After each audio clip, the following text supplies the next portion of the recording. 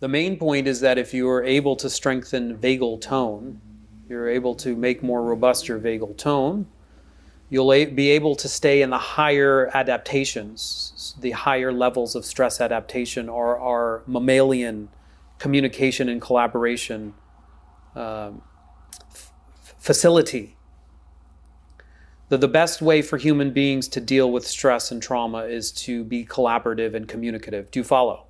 Yeah. Now that makes sense, right? That the most effective way for human beings to heal trauma is to stay related and to communicate and to share energy and information flow, if we're just going to use the parlance of Dan Siegel.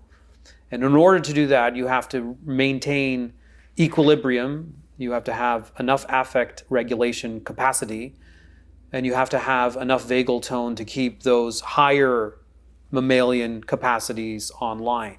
Your ability to read faces and to sense safety and to communicate and to listen and to hear and to vocalize whatever your needs or boundaries might be.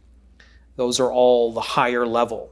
And so that's the main way to heal. And if that's the main way to deal with stress.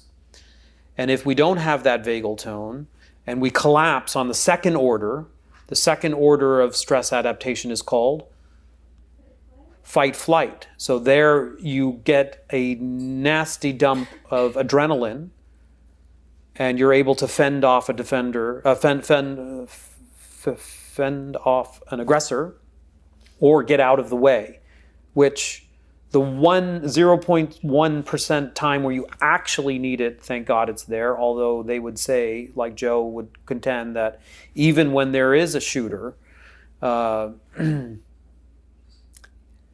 you can run without the fight-flight energy. Like there is a way to channel the necessary energy without burning fossil fuel, in other words. You can use solar. And so the energy that comes from the vagal brake that down regulates the heartbeat can also lift it and accelerate your heartbeat so that you can, like a mother who loves their child or is going to protect it and raises their voice,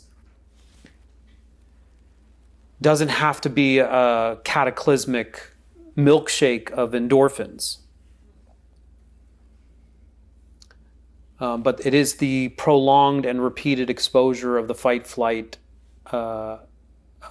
stress hormones that eventually cause the wear and tear that lead to diseases.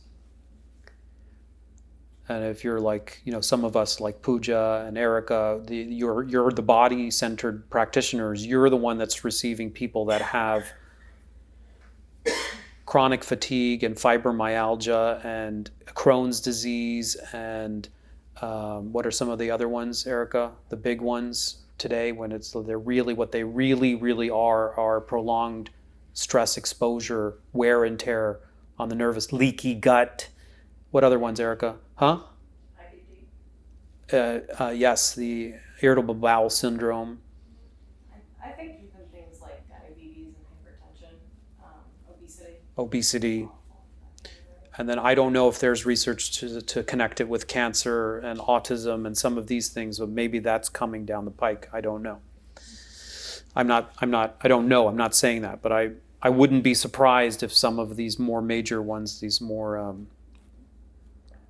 hard to treat ones, are somehow genetic because of unresolved trauma in past generations.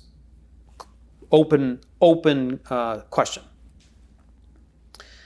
So then the third, if the fight-flight mechanism fails, then the default, the most fundamental one is what? The freeze, faint, dissociation.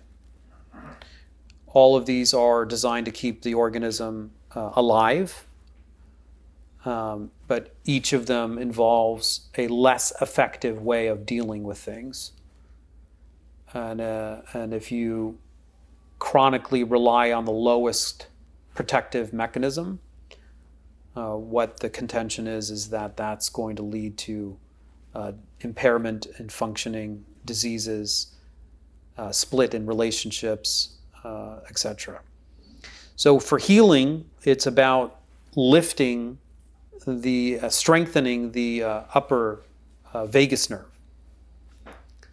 and not relying on the dorsal vagus. And we gave our at least 10, but there can be many more recommendations for how to do that. And what we registered and what we identified with that list is that a large preponderance of the recommendations for increasing vagal tone actually come from what? Activities that sacred cultures have been doing since time immemorial. The singing and the dancing and the group activity and the chanting and the deep breathing and the meditation and the visualization and the rites of passage, which may include a trial like cold exposure, fasting. These are part of the First Nations rites of passage. And of course, we don't have a rites of passage anymore. But allowing young men and women to go through a trial in which they have to be exposed to cold or the elements or to fast from a contemporary point of view seems like what? Like child abuse. And yet what they're doing is they're strengthening vagal tone and increasing their robustness to deal with life. It's a necessity for a young person who's transitioning from childhood to adulthood to become a optimal member of a tribe, that their nervous system is optimized for that purpose. So this is a polyvagal overlay on an ancient tribal rites of passage. And it is a way of understanding that all these things that we think were hocus and pocus actually have some true value. And if it serves us to come by way of the back door in our own scientific research to substantiate those practices so that we avail ourselves of them, then that's fine. That's fine. That's perfectly reasonable. At one time we thought they were all hocus pocus and we were suspicious. And if the research is there and it's good research and we use also our own subjective research, then I think it's fine. But then we should apologize for destroying all the indigenous wisdom cultures, or at least pushing them to the brink of extinction. Okay.